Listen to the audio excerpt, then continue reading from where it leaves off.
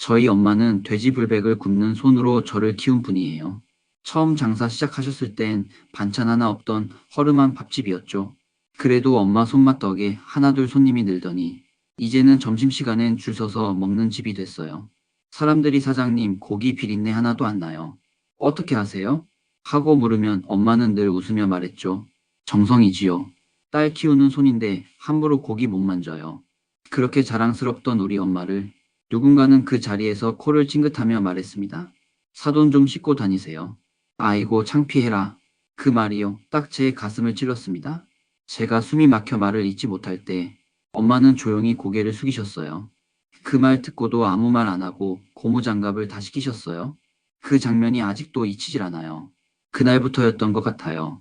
내가 이 결혼 과연 잘한 걸까 싶었던 게 결혼식 날 우리 엄마는 검정 바지를 입으셨어요.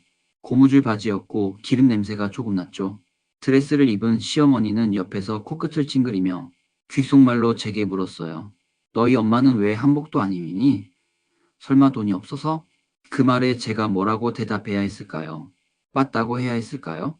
엄마가 허리 아픈 거 참고 매일 가마솥 앞에 서서 돼지불백 볶는 일로 겨우 제 결혼식 비용을 마련했다는 걸 그 사람들 앞에서 어떻게 말해야 했을까요? 시댁 식구들은 늘 그랬어요. 우리 엄마를 시장 냄새 나는 여자라고 불렀어요. 직접 말은 안 해도 눈빛이나 표정에 다 드러났어요. 예를 들면 이런 거요. 명절날 김장하러 모였을 때 엄마가 직접 담근 새우젓을 가져다 줬더니 신우가 이러더군요. 어머, 이건 좀 비린내가 진동을 하네요. 그때도 엄마는 조용히 김치통을 싸서 다시 가져가셨어요. 말도 안 하고 그냥 웃으면서요. 그런 엄마를 보면서 저는 늘 마음이 무너졌습니다. 왜 엄마가 늘 작아져야 할까? 왜 우리 가족은 늘 변명해야 할까? 그렇다고 제가 못 배운 것도 아니었어요. 대학도 졸업했고 직장도 괜찮은 데 다녔죠. 하지만 시댁은 저만 보면 시장 딸이라 했어요. 너는 냄새가 안 나서 다행이다. 다행히 애는 너 안 닮고 우리 집에 닮았나 봐. 그러게 돼지고기집 딸인데 무슨 냄새도 안 나고. 그 말들이요. 처음엔 농담처럼 들렸어요. 그래서 웃어 넘겼어요. 근데 그게 반복되면 그 웃음이 자꾸 입에 사무쳐요. 나중엔 웃을 힘도 없어져요. 내가 자꾸 더러워지는 것 같은 기분이 드는 거예요. 남편이요? 그 사람은 그냥 그랬어요. 처음엔 우리 엄마 성격 좀 그래도 이해해줘 하다가 점점 너도 좀 냄새 안 나게 하고 다녀라는 말까지 하더군요. 제가 무슨 생선이라도 된 줄 아는 건지 그 사람 입에서도 결국 그런 말이 나왔어요. 그러다 어느 날 엄마가 김치 담가서 갖고 오신 날이었어요. 그날따라 눈도 많이 오고 기름 범벅된 손으로 무거운 김치통 들고 올라오시느라 얼굴이 벌개지셨죠. 현관문 열자마자 시어머니가 그랬어요. 사돈 좀 씻고 다니세요. 고기 국물 냄새가 애 키우는 집에 들어오면 어떡해요. 저는 진짜 창피해서 못 보겠어요. 순간 저는 귀를 의심했어요. 제 앞에서 제 친정엄마한테 그렇게 말하는데 누가 말려주긴커녕 다들 고개를 돌렸습니다. 그날 엄마는요. 한마디도 안 하셨어요. 그저 김치통만 현관에 놓고 이건 배추를 사흘 동안 절인 거예요. 간은 좀 봐야 하고요. 그럼 안녕히 계세요. 건강하시고요. 하시고 그대로 내려가셨어요. 저는 그날 밤 잠을 못 잤어요. 남편한테 말했더니 엄마 말이 틀린 거 있어? 돼지 불백집 하면 냄새 나는 거 사실이잖아. 그 한마디에 제 안에서 뭔가 딱 부러지는 소리가 났습니다. 이 결혼 내가 왜 이렇게까지 참고 살아야 하나? 왜 우리 엄마는 자식 혼사에 기름때 묻은 손으로 김치 담갔다는 이유로 사람 취급도 못 받아야 하나? 그때부터 저는 준비했습니다. 묵묵히 아무 말도 하지 않고 하나씩 정리해 나가기 시작했어요. 그리고 마침내 이혼하던 날 가장 먼저 생각난 건 엄마 얼굴이었어요. 기름 냄새 베인 앞치마 아래 굳은 살 박힌 두 손이었죠. 그 손으로 절 키우셨고 그 손으로 절 시집 보내셨고 또 그 손으로 저를 다시 집으로 맞아주셨죠. 이혼하고 난 뒤 세상이 참 조용해졌어요. 물론 시댁은 지가 뭔데 먼저 이혼을 하냐. 얼굴 들고 다니긴 창피하지도 않나. 소문을 많이 냈죠. 그런데 어느 날 텔레비전을 켰다가 전 온몸에 소름이 돋고 말았습니다. 거기 우리 엄마가 나와 있었거든요. 그 순간부터 세상은 완전히 뒤집히기 시작했습니다. 그날 엄마가 TV에 나온 건 그야말로 우연이었어요. 정확히 말하면 엄마는 평소처럼 고기를 굽고 계셨고 거기서 그냥 손님에게 고기 한 점 더 얹어준 게 다였어요. 그게 방송에 나올 줄은 세상 그 누구도 몰랐죠. 지역 케이블에서 식당 소개 코너를 찍으러 왔더라고요. 맛있는 백반의 달인 뭐 그런 제목이었어요. 촬영 나간 제작진이 주변 맛집을 돌아다니던 중에 누군가 저기 불백집 진짜 맛있어요 라고 추천해줬대요. 그렇게 촬영은 갑자기 잡혔고 엄마는 그날도 평소처럼 고무장갑을 끼고 양념장을 들고 주방에 서 계셨대요. 카메라가 돌아가는 것도 몰랐다고 하더군요. 그냥 한 손님이 사장님 고기 좀 덜 태워주실 수 있어요? 하고 말하니 엄마가 장난처럼 웃으며 말했답니다. 고기는 탈수록 맛도 깊어져요. 사람도 그러지 않나요? 그 말 한마디에 현장에 있던 제작진이 얼어붙었다는 거예요. 화면 너머로도 그 말이 꽂혔던 모양입니다. 사람도 태워봐야 맛이 나죠. 그 말이 자막으로 들어갔고 그 말이 포털 실시간 검색어에 올라갔고 그 영상이 조회수 수십만이 넘었답니다. 저는 처음엔 몰랐어요. 친구한테 전화 받고서야 급하게 영상을 찾아봤죠. 거기 엄마가 계셨어요. 땀이 이마를 타고 흐르고 앞치마에 고기 국물이 튄 채로 웃고 계셨어요. 딸 시집 보내고 이제는 손님들이 차시 같아요. 매일 불 앞에 서는 건 힘들지만 내가 볶은 고기 한 점에 누군가 웃는다면 그걸로 된 거지요. 그 한마디 한마디에 사람들 댓글이 폭발하더군요. 진짜 찐 엄마 같다? 고기보다 정이 더 맛있어 보임. 이런 사장님 있는 식당은 무조건 가야지. 그리고 며칠 뒤 방송이 전국으로 퍼졌습니다. 방송국에서 후속 인터뷰를 요청했고 그 와중에 기자가 혹시 사장님 따님은 뭐 하세요? 라고 묻자 엄마는 단답으로 말했죠. 지금은 이혼했어요. 근데 저는 그 아이를 다시 얻은 기분이에요. 그 말이 또 기사로 올라갔고 엄마는 돼지불백집 철학사장님이란 별명을 얻게 됐어요. 그때부터였어요. 시어머니가 저한테 전화를 걸기 시작하게. 혹시 너희 엄마 방송 나온 거 봤니? 그 목소리에는 어딘가 당황한 기색이 묻어 있었어요. 처음엔 모르는 척 하더니 며칠 뒤에는 대놓고 물었습니다.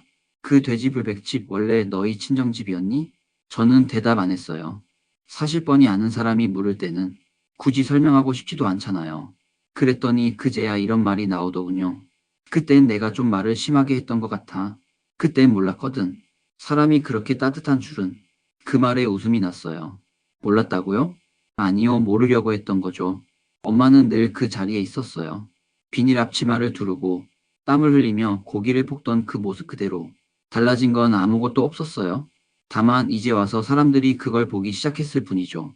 시어머니는 갑자기 연락을 자주 해왔어요. 민지한테도 사돈이 그렇게 훌륭한 분이었다고 알려줘야겠다. 사돈이 TV에 나왔다니까 다들 놀라더라.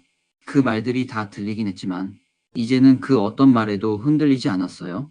왜냐면 엄마는 언제나 저한테 남의 말에 흔들리면 내 말이 작아진다. 그렇게 가르쳐 주셨거든요. 이혼하고 처음으로 엄마 손잡고 시장을 걸었습니다. 엄마는 여전히 장화를 신고 고기 박스를 끌고 있었고 사람들은 다가와 TV에서 봤어요. 사장님, 실물이 더 좋으시네요. 하고 인사를 건넸죠. 그때 제가 깨달았어요. 사람들은 냄새를 기억하지 않아요. 정성을 기억하지. 엄마는 돼지불백 굽는 손으로 사람 마음까지 구워낸 거예요. 그리고 저는 그 손으로 다시 살아나고 있었고요.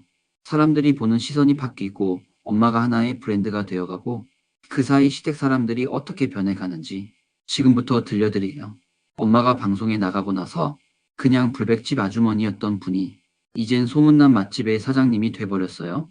처음엔 동네 주민들 사이에서만 유명했어요. 사진 찍자고 줄 서는 사람도 생기고 그전엔 김치 좀 더 주세요 하던 손님이 괜찮으시면 사인 좀 부탁드려도 될까요? 이렇게 말하기 시작했죠. 근데 그게 점점 커졌어요. 인터넷에 영상이 돌고 SNS에 누가 올린 후기 글이 퍼지더니 급기야는 전국 방송에서 연락이 온 거예요. 평범한 어머니의 특별한 밥상이라는 프로그램이었어요. 그 방송에선 엄마가 새벽에 일어나 시장 가는 모습, 직접 고기를 손질하고 양념 재는 모습, 그리고 제가 어릴 때 도시락 싸주시던 장면까지 정말 영화처럼 편집돼 나왔어요. 그 방송이 나간 뒤 이제는 모르는 사람이 없을 정도가 됐죠. 그러고 나서 딱 일주일이 지나고 시어머니한테 전화가 왔어요. 그 목소리, 그동안 들었던 그 사람 목소리랑은 뭔가 확실히 달랐어요. 그 혹시 이번 주 주말에 시간 좀 될까? 너희 엄마랑 식사 한 끼 하자고. 그동안 괜히 오해가 좀 있었던 것 같아서 순간 저는 말을 잃었습니다. 이제 와서 식사요? 그땐 그렇게 냄새 난다고 하고 사돈이랑은 격이 안 맞는다던 그분이 이제는 밥 한 끼 하자고요? 전 그 자리에서 대답하지 않았습니다. 그런데 며칠 뒤 정말 그분이 우리 가게에 오셨어요. 혼자 오신 것도 아니고 자기 친구들을 몇 명이나 데리고요. 여기야 여기. 내가 말한 그 집. 사돈이 사장님이야. 손맛이 기가 막혀. 그 소리를 주방 안에서 들었을 때 저는 무릎이 풀리는 줄 알았어요. 그날 엄마는 손님인 줄 알고 정성껏 고기를 구워내셨고 그분은 일부러 엄마를 불러 큰 소리로 이렇게 말했어요. 사장님 진짜 감동이에요. 이렇게 훌륭한 집딸을 우리 집 며느리 삼았었네요. 그 순간 모든 게 도돌이표처럼 느껴졌어요.